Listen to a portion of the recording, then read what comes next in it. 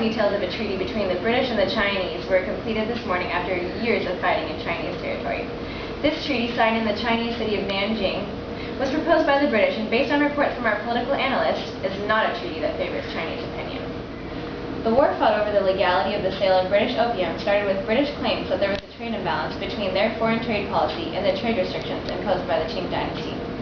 Britain began bringing in opium products and enforcing the purchase of these products despite strict anti-opium laws in China. The Chinese responded to this deliberate avoidance of Chinese law by sending a letter to the Queen of England to put an end to these imports of illegal products, but there was no response by the British government. After a time period of quarreling back and forth between the discrepancies concerning the opium trade, tensions came to a climax when the British naval forces were sent out on June 16, 1840. Now this is only 2 months prior to the current date.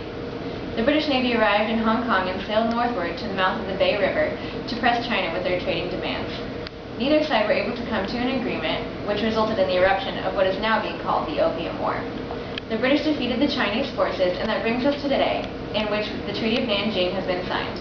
Henry Pottinger is said to be the British diplomat that signed the treaty on Britain's behalf. Now we'll break to our live reporter who is currently in Nanjing.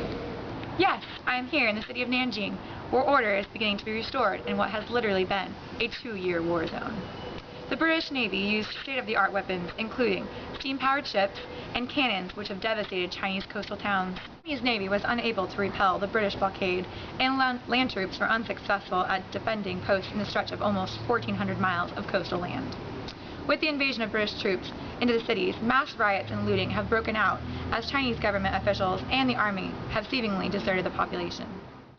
It is unclear from these reports whether the violence is being propagated by the British military or if it's opportunistic Chinese civilians who are taking advantage of the lack of state law enforcement. Refugees are fleeing the cities as they believe the British Army may in fact be cannibalistic or have other methods of suppressing Chinese people.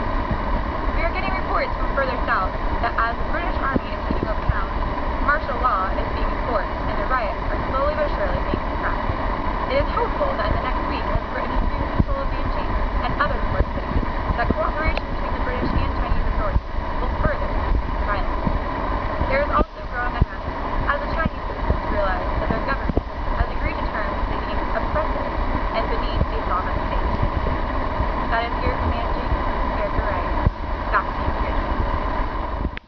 Thank you, Erica, for that wonderful story coming from the front lines of Nanjing. And I hope you all have a wonderful rest of your night tonight. Signing off from Murica News Network, this is Kirsten Vande. Stay classy.